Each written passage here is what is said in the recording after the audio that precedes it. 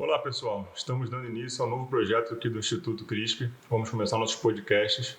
E para abrirmos esse projeto, chamei aqui como convidados a doutora Alessandra Evangelista, doutor Marco Aurélio Pinho, que são colegas que estão comigo nessa grande vertente da educação. A educação médica, principalmente na nossa pós-graduação, de endoscopia ginecológica. Iremos fazer, vira e mexe, os podcasts com cirurgiões, com professores, né, sempre tentando trazer os temas mais atualizados. E o tema que vamos falar hoje, basicamente, é um tema sobre educação médica, que é um tema meio controverso, porque ao mesmo tempo em que o Brasil é um dos países que mais formam médicos no mundo por ano, temos uma estimativa de mais de 540 mil médicos no Brasil hoje em atuação. A gente forma cerca de 40 mil médicos por ano. Temos o segundo maior número de faculdades de ensino médico no mundo. A gente só perde para a Índia. E, ao mesmo tempo, a gente vira e mexe, a gente ouve aquele termo de educação continuada. Se você perguntar para uma pessoa não médica, vai falar: o médico é aquela pessoa que estuda a vida inteira, não é assim? O médico nunca para de estudar, etc. E, ao mesmo tempo, a gente está formando tantos médicos e a gente pode até discutir a qualidade desse ensino e tudo isso. Então, chamei aqui, né, grandes amigos e colegas que coordenam junto com a gente a pós-graduação. Então, queria dar as boas-vindas à Alessandra e ao Marco e agradecer a presença dos dois. Eu que agradeço, né? Muito obrigada. E é ótimo estar aqui com amigos para a gente poder falar de uma coisa que eu tenho certeza que nós três gostamos muito, que é justamente ensinar. E ensinar para realmente a gente dar essa prioridade às mulheres que a gente cuida, né? Como ginecologistas que nós somos. Quanto mais esses alunos estiverem muito bem treinados e sabendo o que estão fazendo, estão cuidando de mais mulheres. Exatamente. Um prazer enorme estar aqui. O ensino, né, já estou aí um bom tempinho nisso, né? E, inclusive, tive a oportunidade de treinar os dois. Sim. Né? Um pouquinho mais velho só, né? Não muito. Pois é, não muito. Mas é isso. Nosso professor. Mas então é isso. Eu acho que é um tema altamente relevante, educação médica, e vamos conversar. Vamos bater um papo aí sobre essa questão fundamental. Beleza. Então, assim, acho que a gente pode começar a tentar definir alguns conceitos sobre o que seria uma educação médica continuada. O que seria isso? Existe algum limite da educação médica? O que você acha, professor? Não, eu não colocaria como limite, né? A medicina é uma profissão que realmente a gente precisa, uma dedicação, não menosprezando as outras profissões, mas a medicina, a gente cuidando do próximo, não tem... quem faz medicina tem que gostar muito de estudar, desde o início. Começa, talvez, até em relação a quando vai fazer o Enem, o antigo vestibular, sim, que é uma das profissões mais concorridas. A gente sabe que é uma das mais difíceis de entrar, então já começa a estudar desde aí.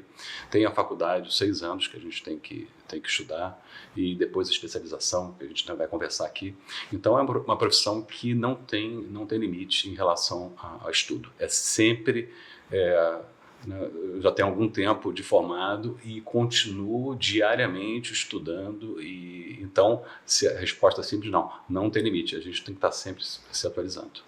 Eu acho que, assim, não somente isso, como também o ensino mudou muito, né? Antigamente, para você conseguir informação era uma coisa quase impossível, né? Eu lembro do meu pai falando perfeitamente que para ele conseguir um artigo, ele ia na biblioteca da faculdade, aí ele pedia o artigo que saiu não sei em qual país, aí depois de alguns meses conseguia uma cópia. Hoje em dia a informação não somente ela é criada, gerada de forma muito mais frequente e rápida, como acesso a ela, antes dela ser publicada impressa, às vezes nem é impressa mais, é somente virtual. Você tem acesso no dia seguinte à informação, os artigos eles não param de surgir, não somente em velocidade como em qualidade, e o seu acesso ele é instantâneo, né? Então isso também muda, e essa formação permite que a gente sempre se atualize de forma muito mais intensa e rápida, e nunca acaba, né? Sempre tem coisa nova, né?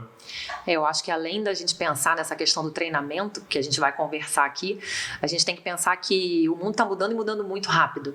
Eu acho que a gente teve aí, né, um upgrade em relação à tecnologia com essa questão, né, da pandemia. Então, o médico hoje em dia, além de saber medicina, tem que saber outras coisas, outras ferramentas, uso de aplicativos, uso da internet, né, inteligência artificial. Então, aquele médico que já está formado há muitos anos, que acha que não tem mais que aprender nada, pelo menos aí mexer no prontuário eletrônico, alguns aplicativos, mandar mensagem para uma paciente via WhatsApp ou e-mail, ou seja, a gente está ali em constante formação.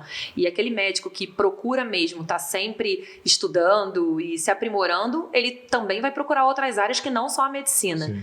Um bom médico é aquele que está ali, sim, tentando sempre se atualizar e tá atual no mundo, não só na própria profissão. Você sabe uma coisa interessante que você levantou, que a gente tem agora muito, o acesso melhorou, né? Exatamente, todo mundo tem acesso rápido, e agora passa a ser um desafio quando e como, em que momento a gente se aprofunda, porque se você tem muita informação, existe também uma tendência a você ser superficial em vários assuntos. Então, isso é uma questão que, e aí tem tudo a ver com o ensino, né? Porque ou o professor, ou um tutor, que possa te direcionar, porque senão, como que você filtra? Porque agora é o oposto. Antigamente, você tinha que correr um pouco atrás da informação, hoje você tem muita informação, mas às vezes um pouco fora ali de uma...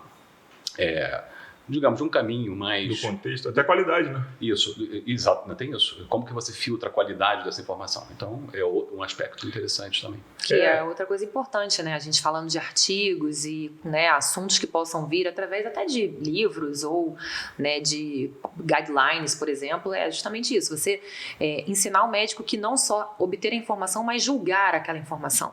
E aí a gente vai abrir um leque para uma série de coisas, inclusive que o Marco adora, né? Falar de estatística, a gente falar aí, né, de tudo que a gente tem que analisar num artigo, que não é simplesmente pegar e colocar qualquer informação que você tem acesso na prática. Você tem que saber se aquilo realmente é viável, tem que saber se aquele tratamento que você está lendo não é experimental, que você ainda não pode ofertar ao seu paciente. Então, isso tudo vai fazer parte dessa educação médica continuada. Agora, e saber, acho que é muito importante, assim, você pode ter um médico com um viés mais científico, todo mundo que já publicou artigo, a gente sabe da dificuldade que é, isso não é uma obrigatoriedade, obviamente, mas acho que pelo menos ter o conhecimento de saber julgar uma qualidade de um artigo, isso é importantíssimo. Isso faz parte do ensino médico hoje, porque eu não quero deixar falando que o livro grosso perdeu sua função, mas hoje o livro grosso ele já está muito atrasado. Quando você pega um livro grosso para você, ainda mais se for um livro que é traduzido, um livro americano, um livro de outro país, que ele está traduzido, ele já está atrasado há alguns anos. E o artigo saiu ontem, totalmente diferente, por exemplo. Então você tem que saber, pelo menos, você pode nunca querer ter esse vertente, né, de publicação e de pesquisa, fazer um trabalho científico, mas tem que saber, pelo menos, julgar o artigo, né? Até para se atualizar, né? Exatamente. Atualização, né? Isso é fundamental. Mas assim, vocês acham que o livro grosso ainda tem papel? Esse é um tema controverso, né? Bom, eu diria até, né, como coordenadora da residência médica de ginecologia da UERJ, que o livro grosso tem o seu papel e a sua função, principalmente para a área de graduação e residência. Eu acho que antes de você ter esse discernimento com os artigos, você tem que ter a base. Você tem que ter aquelas informações básicas das doenças, básicas dos procedimentos cirúrgicos, das condutas clínicas a ser tomada, e isso ainda está lá. Está lá no livro grosso.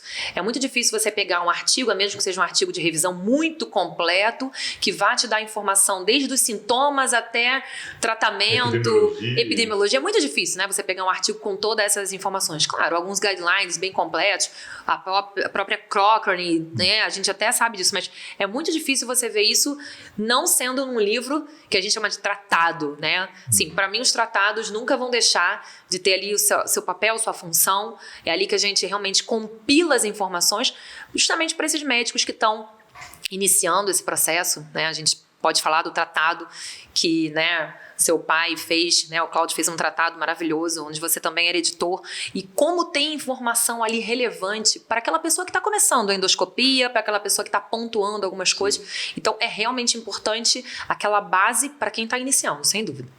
Você pega, por exemplo, livros de anatomia, então você não vai pegar artigo, você tem que estudar a anatomia toda, essa parte toda básica da medicina, que até depois, como a Alessandra falou, você pode ter um assunto específico em que você reúne, mas tem essa questão da atualização. Então você tem que saber que quando você faz um livro, que tem essas questões, né? Eu faço, inclusive, isso, né? Na UERJ eu divido, né? Eles são obrigados a ler todo o tratado de ginecologia, porque eu divido as provas baseadas nos capítulos do tratado. Ou seja, eu obrigo que ele leia ao longo desses 3 anos de residência médica todo o tratado de ginecologia da nossa sociedade. Porque a partir daí eles vão ter realmente uma base para procurar e pesquisar outros assuntos que tenham mais interesse, assuntos que, como você disse, estão atualizados em um artigo, alguma questão assim. Eu acho que essa questão interessante, né, o livro dá uma base. A palavra é base, né? A palavra é base. Guia, né? Guia, exatamente, a base. E agora eu achei interessante o termo, vocês falarem livro grosso, né? Porque hoje... mas assim, é porque não, porque hoje é PDF, né? Tudo assim, aí eu ia até brincar, assim, porque eu fiquei pensando, né? Livro grosso agora ele tem mais alguns kbytes de PDF. De PDF. Mas assim, não, mas isso é até os e-books, né? Mas isso é até interessante, porque o quanto isso influencia, né? Tem gente que não gosta, por exemplo, de ler, né, no PDF, mesmo que você tenha um reader, alguma coisa que possa ver, que é o livro no papel. Eu adoro um livro físico, vou confessar para vocês, adoro chegar numa livraria, comprar um livro e tá aquilo tudo na estante, se eu assim, pegar um organizado. Muito longo, já me deixa incomodado ficar lendo sempre virtualmente ele. Muito longo, assim, até 5, 6 páginas você lê bem, depois começa a incomodar. Então, no livro, realmente, eu concordo. Eu acho que para você ler da base, ainda é importante, né, o livro físico. Eu acho que assim, essa questão da base é fundamental, porque existem alguns conceitos de medicina, independente de se é ciência básica, se é cirurgia, que são básicos e são assim, até quase que pétreos. Eu sei que pétreo em medicina quase não existe, mas é quase que isso. Então você partiria de uma base para realmente depois você querer aprofundar no tema, e aí você vai ver o que tem de mais up-to-date daquele tema, né? Até interessante você falou isso. Essa semana teve uma residente que perguntou se deveria fazer o nosso curso de anatomia que nós vamos ter aqui. Ela falou, mas eu estou no primeiro ano, será que vale a pena para mim? Eu falei assim, vou só te lembrar uma coisa, você já teve a sua anatomia, já passou pela anatomia e, consequentemente, você vai fazer uma revisão mais aprofundada daquele tema, só que voltado para um curso, né, a gente vai falar aí de todas as plataformas que a gente tem aqui. E ela falou assim, eu já estudei anatomia, mas eu não lembro de quase nada. Eu falei, justamente por isso que a gente está sempre tendo que estudar, sem dúvida. Não, beleza, então é exatamente isso. A gente tem que pensar que a gente parte desse ensino, né? Então, resumidamente é isso. A gente nunca vai parar de estudar, e ainda mais que a tendência é cada vez ficar mais frequente essa informação ser mais facilmente divulgada e chegar às pessoas, né? Mesmo que um artigo seja fechado do ponto de vista de que você tenha que pagar, você consegue ter acesso com as bibliotecas, você consegue ter acesso hoje em dia, né, em uma faculdade, com algum staff, com algum professor. Então, assim, não é mais aquela informação... E tem vários, inclusive, até abertos. Muitos artigos bons que estão... E quem publica também prefere, né? Eu publiquei o último artigo, assim, você podia ter a opção, né? Você pode pagar para ser open access, né? E eu falei, então, vamos pagar então que vale a pena, porque você divulga a informação mais fácil. Dá visibilidade. Então tem essa questão que também hoje tem vários artigos que não precisa nem pagar. Sim. E vindo nessa questão da educação continuada, assim, por mais que a Alessandra tenha uma vertente da parte mais, né, em relação ao tratamento de reprodução, né, humana e tudo isso, mas ela também faz cirurgia endoscópica, acho que quando você pensa em relação também a essa parte de educação continuada, quando você pensa na cirurgia, independente da área da cirurgia, aí você fala de treinamento, né? Como se fosse um treinamento continuado. E isso é uma coisa que pega, né? Porque assim, será que hoje as faculdades, independente de ter muita faculdade, ter pouca, e as residências, a gente sabe que a ginecologia tem uma falha, entre aspas, para quem faz a cirurgia, que é pouco tempo de residência. Se a gente for comparar a residência médica de quem faz cirurgia, um urologista, um proctologista, ele tem uma base da cirurgia geral. E o ginecologista, que é cirurgião, ele não tem essa base. São 3 anos para fazer tudo. É obstetrícia, é mastologia, é tudo junto, né? Tudo bem que depois tem as R4, tem pós-graduações. Mas será que a residência hoje, além do substrato que teria que dar de educação, de conceito, conseguiria dar também um treinamento suficiente para a pessoa ser um cirurgião ginecológico? Isso realmente, você tocou no ponto correto, né? É dificílimo, porque a ginecologia / obstetrícia tem essa particularidade. Sim. São basicamente 2 áreas, quase que trabalham com mulher, obviamente, mas são distintas. Uma, eu sempre brinco, a mulher é relativamente saudável, com alguns problemas clínicos, e o neném, e a outra são uma mulher não grávida com doenças, incluindo câncer, endometriose, mioma, uma série de questões. Então, você tem muita diversidade. Tem a mama, que é uma especialidade médica à parte. E então o gineco ele é muito exigido. Vamos falar da ginecologia, que a gente está, né, abordando mais a ginecologia. Claro, a obstetrícia é o mundo, né? Mas a ginecologia ele é muito exigido do ponto de vista clínico. Eu sempre falo, você pega lá a Alessandra fazendo infertilidade, reprodução humana, endócrino. Você tem que saber muito hormônio, igual endocrinologista. Sim. Você tem que saber, mas muito. E aí tem patologia cervical, tem várias, a própria oncologia, que você tem que saber muito. E aí você tocou no assunto de cirurgia, né? E o treinamento cirúrgico, ele ainda tem isso, a residência são só 3 anos, e se você, vamos lá, se comparar, eu sempre falo isso, com a urologia, que seria, né, a ginecologia e a urologia são 5 anos, em que 2 anos de cirurgia geral, cirurgia e 3 anos em que ele especializa. Então são 5 anos já voltado desde o início com pré-requisito de cirurgia. E a ginecologia é apenas um item dentro de toda a residência. Vamos colocar aí 10% do horário, talvez ele esteja no centro cirúrgico ginecológico, porque metade do tempo já é na obstetrícia. Exatamente. Então, dos outros 50%, 70%, 80%, uma carga ambulatorial muito forte. Então, dá para calcular aí que o tempo dedicado à cirurgia não é tão grande, né?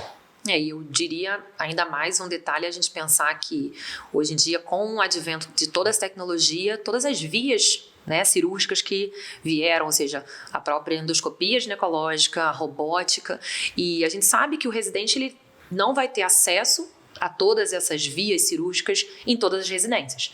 Cirurgia robótica no Rio de Janeiro, em um hospital público, o ERJ. Então, eu acho que o residente acaba perdendo, o residente de ginecologia, ele acaba perdendo um pouco essa questão de chegar a uma residência, se ele pensa realmente desde o início da sua formação em ser um cirurgião ginecológico, ele vai precisar após a residência se subespecializar, não só através de uma nova residência, como a gente também tem na UERJ, né? Uma residência, né, especialidade, um R4 em endoscopia ginecológica, mas continuar através de cursos, através de cursos modulares ou uma pós-graduação, como nós temos aqui, porque vai ser importante essa formação. Ele não vai conseguir dar uma continuidade apenas com o que ele vai ter de atividade na residência, sem dúvida. O que a Alessandra está falando, resumindo, é que o treinamento cirúrgico durante a residência em GO, na ginecologia é muito fraca, muito ruim, por conta do, primeiro, o tempo e o acesso à cirurgia. E quando você desdobra numa cirurgia minimamente invasiva, você quer falar uma cirurgia vaginal, cirurgia laparoscópica ou robótica, aí você já está ainda colocando um outro ponto. Sim. Para ter uma... E a gente sabe, e a gente vai conversar, obviamente, sobre treinamento laparoscópico, a gente sabe que em 3 anos de residência de ginecologia, se você comparar o R1 da cirurgia geral, no final do primeiro ano, ele está fazendo colecistectomia laparoscópica.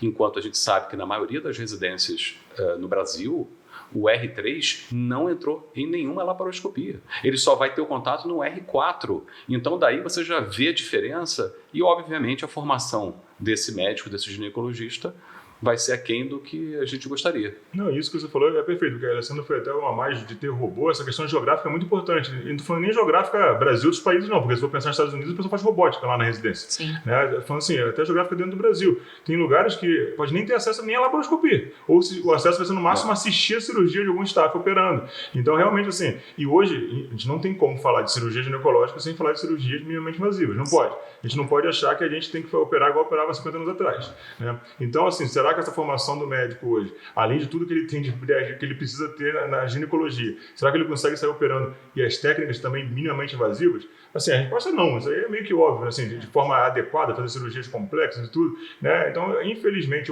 né, existe esse gap, né, de treinamento. Isso é ser muito ruim, né? Você vê Brasil, você tocou num assunto importante, a gente está falando do treinamento e tem vários hospitais e residências que não tem laparoscopia, quer dizer, nem que ele queira, ele vai conseguir. E aí a carência é muito maior em estados com menos recursos, as pacientes com menos acesso, com uma classe social menos privilegiada, tem menos acesso ainda. E acaba, é o que você falou, se a gente pensar hoje modernamente na cirurgia ginecológica, acredita-se que 80% a 90% das cirurgias devam ser minimamente invasivas. E não é o que a gente vê no nosso país. Não é isso que o ginecologista acaba fazendo, porque pelo treinamento, que a gente acabou de falar, que tem pouco treinamento, então essas pacientes acabam não recebendo a melhor forma de cirurgia que tem. Olha, um termo aí que é um pouco em moda, é pobreza cirúrgica. Sim. Porque pode ser, porque a gente usa esse termo para pobreza menstrual, ou seja, você tem pouco acesso àquilo que deveria ser. A cuidar melhor, pelo menos tem escolha, né? Pelo menos tem uma escolha, né? Às vezes não tem nem escolha, exatamente. Assim, são termos que a mulher tem o direito, né? Sim. A população teria o direito de ter esse tipo de cirurgia, né? Sim. E se perpetua, né? Não tem jeito. A gente tem que pensar que o médico faz uma residência onde a maioria daqueles staffs ensina ele a laparotomia, ou seja, cirurgia de barriga aberta, né? Só pra gente, né? E aí você para e pensa, bom, aprendi desse jeito, vou continuar fazendo desse jeito e vou ofertar o que eu sei fazer. porque não tive a formação da cirurgia minimamente invasiva. Então, muitas das vezes é aquela paciente que se descobre com pólipo endometrial, uma coisa que poderia ser retirado por histeroscopia, mas olha, vou indicar uma histerectomia. Uma curetagem. Porque é o que eu tenho que fazer, né? Tipo, vou tirar o útero porque, assim, o pólipo tá ali, não faço um procedimento para tirar só o pólipo. Vou tirar o útero. Sim. E aí, geralmente, esse útero não sai por laparoscopia, vai sair por laparotomia, mais tempo de internação, uma recuperação para essa mulher muito pior, né? Às vezes 1 mês, né, sem fazer nenhum tipo de atividade no pós-operatório, é pensar realmente em qualidade de vida pós-operatória também para ela, sem dúvida. Sim, e do mesmo modo que a gente estava falando um pouquinho no início, né, em relação que mudou a nossa forma de estudar, nossa forma de obter conhecimento, eu acho que também tem mudado bastante a forma também que você consegue treinar, né, a cirurgia, porque assim como a gente falou que a educação do conceito, ela sempre é continuada e vai ser sempre, a gente vai ter que estudar a vida inteira mesmo, não tem jeito. Se o médico quer ser up-to-date, quer ser atualizado, ele tem que estudar, acabou. Né? A questão é, será que o cirurgião também ele não tem ferramentas? Porque antigamente, não vou falar contigo porque você não é tão velho assim, né, Marco, pelo amor de Deus? Não, não é o Marco, não é o antigamente, é bom ter amigos, bom, né? O treinamento do residente, basicamente, ele entrava com staff em cirurgia em humano. Era isso, né? Tinha um paciente que tinha que operar, tinha uma indicação, tinha um médico mais experiente, que era o staff, o professor, ele entrava junto e aprendia a operar assim. Mas será que hoje ainda é assim? Será que a gente precisa ser 100% operando em humano? Acho que não, né? A gente até tem um tempo, a pós-graduação, que a gente ensina cirurgia e a gente tem plataformas de ensino diferenciadas, né? E assim, o que eu queria saber de vocês, assim, vocês acham que esses ensinos que não são necessariamente humanos, por exemplo, uma caixa preta, né? Aqueles objetos inanimados que você treina mexendo as pinças, dar um ponto, etc. Será que isso tem realmente benefício em relação à destreza do cirurgião? Cláudio, isso aí é muito interessante essa questão. Eu acho até que a cirurgia, os cirurgiões, quem treina, demorou muito a ver essa questão. Porque em outras atividades, por exemplo, a gente sempre dá esse exemplo de aviação, né? Se admite um piloto, eu acho que ninguém pensa no piloto pegar um avião e você tá lá dentro. Ele treinando, né? Ele treinando. Tô treinando aqui, tá, gente? Eu tô treinando aqui. Tô treinando aqui. Meu primeiro voo hoje. Não, você simulou? Não simulei, não fiz nada. Nunca entrei, tô indo direto pro manche. Então, se a gente pegar esse exemplo, né, que fica muito óbvio, a cirurgia, de repente, as pessoas não veem como tão óbvio assim, né? O avião fica assim, uma coisa óbvia. Então, mas se a gente transportar isso, e não só nisso, que é uma coisa mais simples, que, por exemplo, um jogador de tênis, jogador de futebol, tudo que requer uma habilidade manual no pé, enfim, uma habilidade física de repetição, você tem que treinar muito. Aquele movimento, aquele treino.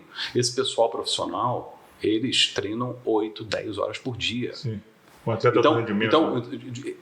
Mas a gente quer ser um cirurgião de alta performance. Sim, não é isso? Então, dúvida. se você quer ser um cirurgião de alta performance, você, na teoria, você teria que fazer isso que você falou aí da caixa, 8, 10 horas por dia para operar alguém. Exatamente. Porque um grande tenista ele vai treinar isso o dia inteiro. E ele é campeão. Sim.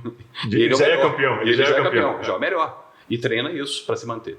Então, se a gente transportar isso para quem está operando, vendo casos cirúrgicos, a habilidade de dar a sutura, isso é fundamental. Né? Você, na verdade, nem deveria entrar em cirurgia e sem ter, porque o piloto, quando ele entra como copiloto, ele já passou por esse treinamento não realístico. Exatamente. Ele é um copiloto. Sim. Se você pegar o médico que está mais jovem, que está com um cirurgião, ele é igual ao copiloto. Ele tem que estar treinado também. Até porque tem que ajudar na cirurgia, eventualmente o cirurgião pode precisar de ajuda e quem está ali aprendendo tem que assumir, tem que ter... Então, assim, é fundamental esse treinamento que a gente chama de inanimado. Sim. E sempre com alguém que, obviamente, tenha a expertise. Sempre com alguém que tenha realmente, né, mais atividade que você, como a gente falou aí do piloto e do copiloto, justamente para você poder, né, ter toda a expertise daquela pessoa para te ensinar, para pontuar. Essas coisas são muito interessantes. Essa questão que o Marco estava falando agora é fundamental. Você vê o número 1 do mundo do tênis, ele não vai só jogar torneio. Então, todo dia na semana ele está treinando, e treinamento físico, treinamento de habilidades, treinamento. Então, assim, e realmente, o cirurgião tem um ego vestido em cima dele, isso existe, não tem jeito. A gente, já sei operar e tudo isso, mas é impressionante. Se você ficar por algum motivo um mês sem operar nada, como se só de sentar na cirurgia, até você, né, algumas coisas você parece que está um pouquinho ali, óbvio que não desde o início, né, você não desaprendeu a fazer tudo, mas você se sente um pouquinho travado ali. Então, é impressionante como que é importante essa questão. Então, não somente da educação continuada, do ensino e de estar aprendendo e lendo, como também está treinando o tempo todo, né? E não necessariamente treinando só quando opera, né? Exatamente. A gente vê isso sempre. Qualquer profissional que tenha uma habilidade física ali vai ter um campeonato, mas não está treinando. Óbvio que ele não vai render, não vai. Ele tem que estar treinando sempre. O treinamento não pode parar. Isso, todo mundo vê em qualquer área, qualquer esporte, qualquer coisa que você não está treinando, não está exercitando, você volta enferrujado e não tem a mesma performance do que quando você está em treinamento. E essa questão é difícil de você... Assim, é que não existe uma quantificação disso, de quanto você tem que treinar, ou de quanto tempo, não existe, mas acho que é uma coisa que deveria ser... Todo mundo teria que ter o seu próprio, né, autocrítica, né? Assim, o quanto você está precisando melhorar, aonde está precisando melhorar e tudo isso. E foi uma coisa que na pós-graduação a gente acabou vendo, porque antigamente as pós eram módulos, eram 3 dias um curso de endoscopia ginecológica. Depois virou uma pós-graduação de 1 ano. E agora a gente tem aluno que foi a gente 3, 4, 5 anos às vezes. E a gente vê essa importância. A gente foi, na verdade, se adaptando a essa mudança, né? Porque, querendo ou não, a curva de aprendizado de uma cirurgia endoscópica ou minimamente invasiva, ela não é igual uma curva de aprendizado de procedimentos mais simples, né? Então, precisa o tempo todo treinando, trocando informações. E aí, até perguntando assim, o que a Alessandra ela conhece, ela entende e ela vê assim, do que a gente pode oferecer para o aluno sem ser a cirurgia com destaque no humano, que poderia ajudar esse treinamento. Seria mais fácil o acesso do aluno, por exemplo. Ou do médico que já opera, mas assim, dele está treinando, né? Sem dúvida, eu acho que a plataforma do DryLab, né, que a gente tem aqui, dos animados, é uma plataforma fantástica. A gente consegue simular muitos procedimentos ali e a gente tem, né, tanto a abordagem laparoscópica quanto a histeroscópica. Você está realmente mimetizando um procedimento operatório e fazendo com que o aluno aprenda. Inclusive a sutura, que era uma coisa que inicialmente era super difícil, né? Eu lembro, e aí assim, por mais que eu não tenha tanto tempo assim, mas eu lembro quando eu era residente, as pessoas ainda diziam que não iam dar ponto no ovário para não ter aderência. E aí o que acontecia é que, na verdade, não se dava ponto no ovário porque ninguém era tão bom assim de sutura. Com o passar do tempo, as pessoas foram aprimorando essa parte de sutura e hoje em dia você vê que aquela pessoa que treina e que está ali, e foi isso que você falou, tem que ter muito autocrítica, você tem que saber exatamente se você está fazendo aquele ponto de maneira adequada, em tempo hábil. E daí a importância que a gente tem aqui no curso das métricas, de você cronometrar, de você ser melhor que você a cada módulo. Isso é importantíssimo. E não tem jeito de ser diferente a não ser fazendo treinamento, a não ser fazendo aí, principalmente prático, nessa estação que eu considero uma das mais importantes aqui do nosso curso. Acho que a pessoa, né, o Marco fala muito isso, assim, a pessoa quer chegar para mim, eu quero fazer endometriose, né, mas assim, você pergunta, você já dá ponto? Não, mas eu não dou ponto ainda, né, acho que tem que ter as etapas, né. Tem etapa. E a Alessandra, até uma estação que ela até ajuda a coordena junto com o Paulo, que é com veterinária, né, com treinamento animal. Por quê? Porque ela falou ali do DryLab, em que você dá sutura. Tudo faz parte do treinamento, não no ser humano. Né? Esse do DryLab, ele é mais fácil, você está trabalhando com objetos inanimados, serve para sutura, etc. E lá na estação em que você tem o animal, você pode treinar o ambiente com a equipe, você controle de sangramento, de dissecção. Então, realmente, a gente consegue fazer um treinamento muito adequado antes do médico ter que operar um paciente. Né? Então, aqui no Instituto tem, na pós, tem essas estações muito bem trabalhadas e, então, assim, é fundamental. Agora, uma coisa interessante que você falou, né, os cursos realmente eram pontuais, né, modulares, isso. pouco tempo. Exatamente, você via uma cirurgia, né, fazia uma, ensinava uma e no dia seguinte já estava operando. Né? Em 3 dias, né, você estava fazendo. Mas aí eu estava até pensando, isso aí é igual, esses cursos de 3 dias é igual você ler um artigo, uma atualização, em algum ponto. E o livro grosso seria uma pós, é a base, né? Então, mal comparando, seria isso. Você precisa daquela base, daquela consistência, e isso você só consegue em cursos de pós-graduação mais extensos. Isso. Agora, depois que ele fez isso, ele pode ir e fazer um curso específico de anatomia, um curso específico de neuro, um curso específico de diafragma, um curso específico, porque ele já tem a base. Já tem a base toda. Exatamente. E assim, uma coisa que tentando misturar até os 2 termos que a gente falou no início, que o médico toda hora, hoje em dia, a mudança de tecnologia, informação. A gente, por exemplo, eu vira e mexe, eu estou tentando aprender a editar vídeo hoje em dia, né? Até isso, a gente tem que tentar aprender ou dominar alguma coisa desse tipo. E a questão da vídeo, eu volto nesse ponto, porque assim, o bom, se a gente pode pensar uma coisa muito legal da videocirurgia, é que o cirurgião, todos os cirurgiões estão vendo a mesma imagem o tempo inteiro, né? Diferente de você fazer uma cirurgia de barriga aberta, que cada um está vendo de um ângulo, é diferente. Então você consegue aprender também muito assistindo. E uma coisa que a gente até preza aqui bastante é essa questão de você assistir a sua própria cirurgia, depois gravada, que depois ver assim, onde eu poderia ter ido melhor ali, por que eu fiz assim, a técnica, é igual o Marco fala, né, sempre, em relação à tática, a técnica, a questão do mapinha da direção, isso é importantíssimo. Então, o bom da cirurgia por vídeo, né, as técnicas endoscópicas, é que você consegue assistir, primeiro que todo mundo assiste igual, então é democrático, né? Então, você até mesmo não em campo, você está aprendendo ali, não, às vezes não a técnica, não a destreza, mas a tática. Com certeza. A gente tem também, né, a estação da videodiscussão, que trouxe um diferencial incrível para o curso, a partir do momento que a gente, trazendo os vídeos, trazendo a expertise de um cirurgião, discutindo ali a técnica, a tática, o que faria diferente, e, né, o que a gente apelidou carinhosamente de jogo dos 1000 erros, que assim, nossos alunos, graças a Deus, não cometem 1000, pelo amor de Deus, 1000 erros. Mas assim, é interessantíssimo. Uns 30 no máximo. Mas é interessantíssimo você se rever operando. Sim. E isso faz diferença, porque aí você vê o que você está demorando mais para realizar, aquilo que você pode melhorar, alguém com mais expertise falando que você pode mudar. Isso realmente faz muita diferença na formação do médico. Eu acho que a gente sempre, né, desde os primórdios da medicina, você tinha aquela figura do mestre, daquela pessoa que te passava o conhecimento, que estava... Isso não mudou. Eu acho que isso não vai mudar jamais. Vai precisar sempre daquela pessoa ali tutorando o seu conhecimimento. E por isso nós estamos aqui, somos os professores para poder dar essa base. E evolui por isso. Se você fosse partir do zero é muito complicado. Não tem evolução. Né? Isso aí. E a outra coisa, o Cláudio falou tática, técnica, e também uma outra coisa muito importante que é no ser humano, mas não vivo, que é a anatomia. Anatomia em cadáver fresco. Porque isso que também tem disponível para o aprendizado aqui no curso.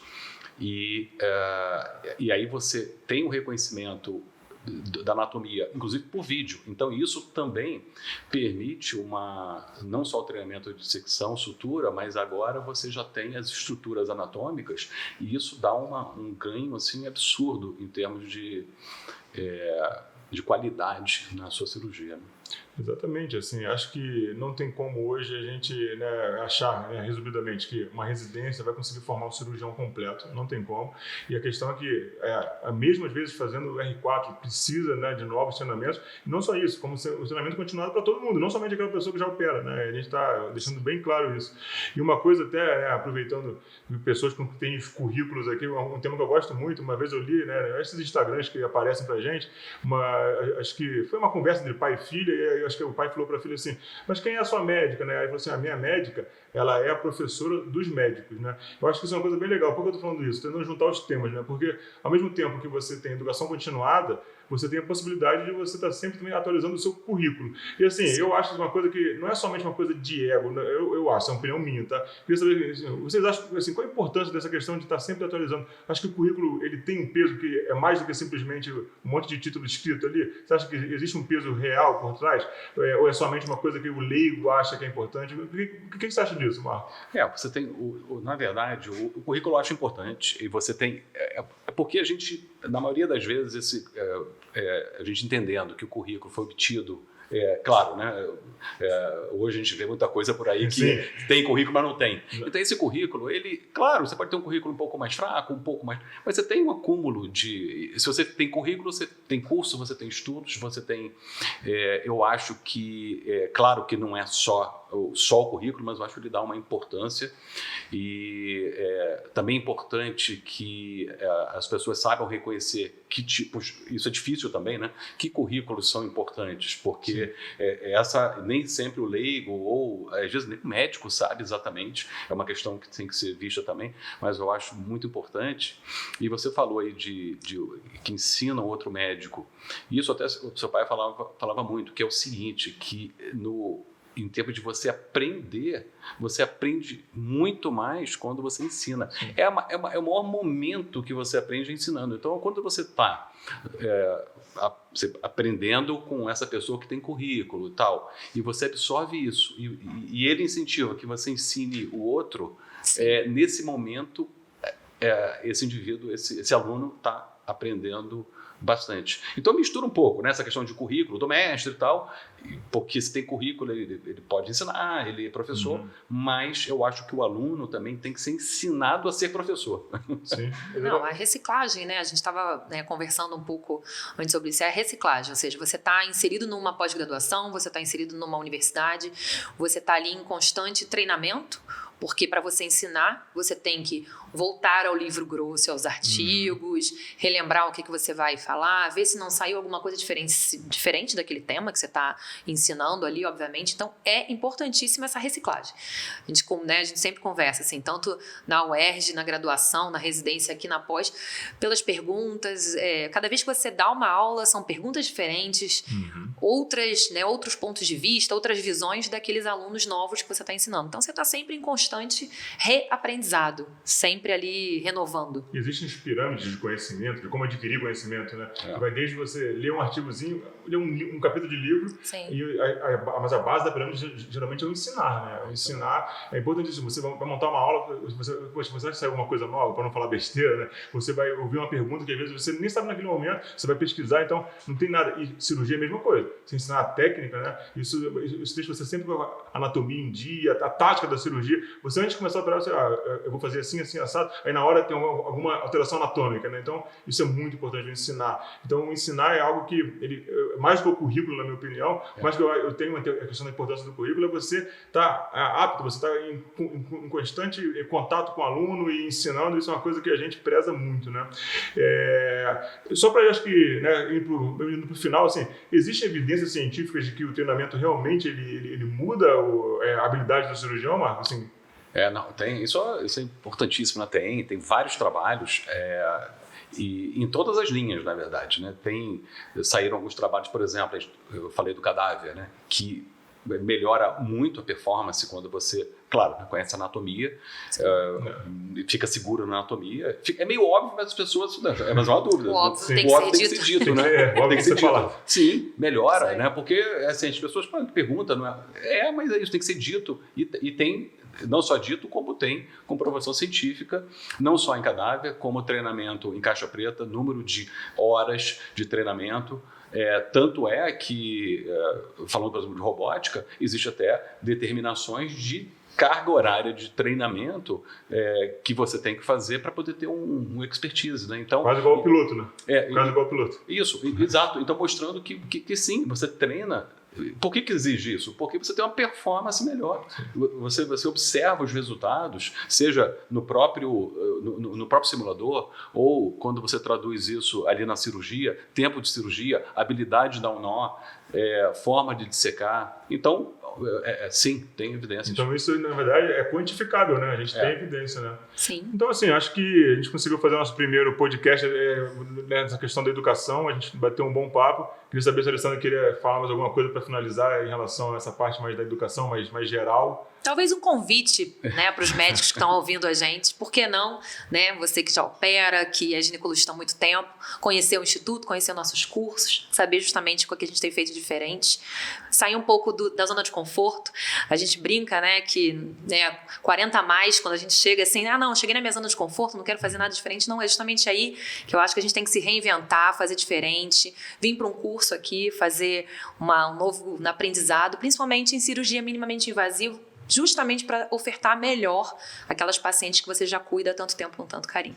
Excelente. E, assim, ao mesmo tempo, eu estava lendo essa questão de quantos médicos são formados por ano. Por mais que tenha realmente assim, tenha sido visto que está aumentando o número de especialistas, ele não acompanha o número de médicos, né? É impressionante como não consegue acompanhar. O número de crescimento exponencial dos médicos por ano não consegue acompanhar o número de especialistas, né? Isso é uma coisa que até... Fica mais generalista. Exatamente, mais generalista, né? Então, assim, e querendo ou não, quando você está numa área mais cirúrgica, puxando pra gente, querendo ou não, ele é um especialista. E hoje em dia é o especialista do especialista do especialista, né? E aí eu posso falar um pouco sobre isso, até vagas de residência no Brasil. A gente, infelizmente, não tem um quantitativo de vagas de residência que vai realmente proporcionar à maioria dos médicos essa formação. E daí a importância das nossas pós-graduações e todos os cursos que a gente oferta, sem dúvida. Exatamente. E mais, quando você... Outra vantagem do aluno ao fazer isso tudo que a gente falou, treinamento, vir numa pós-graduação, ter essa sistematização de aprendizado e base, uma coisa que eu acho que evolui muito é o network com outros alunos. A gente vê uma evolução, porque cirurgia é parceria também, né? É o assistente, são equipes. Então, a gente vê dos alunos no passado, não só o aprendizado, como esse network e várias equipes se formando que não se formariam se não tivessem no ambiente, entendeu? No ambiente. Então, isso faz parte do dia a dia. Eu finalizaria assim que é importante essa questão também. E esse negócio do network é engraçado, deve finalizar, porque assim, os médicos geralmente são vistos como muito fechados, né? Assim, a equipe do Marco Aurélio é a equipe do Marco Aurélio. Então, quando você abre essa oportunidade de você conhecer outros cursos, outras pós, você vai conhecer outras pessoas que podem falar a linguagem até melhor igual a sua, e o network que muitas áreas de trabalho usam muito, a medicina ela é meio fechada, né? Sempre foram muito fechado. Eu vou guardar o conhecimento, eu vou guardar aquela técnica, e hoje em dia não tem mais isso, né? A gente tem que começar a abrir mesmo, né? Então, gente, muito obrigado. Foi excelente o nosso bate-papo, eu gostei muito. Tenho certeza que a gente vai ter outros bate-papos mais específicos. Mas foi bem legal, né? Foi bem legal, e agradeço a todos que conseguiram participar com a gente aqui. Isso é um prazer participar. Valeu. Obrigado, prazer.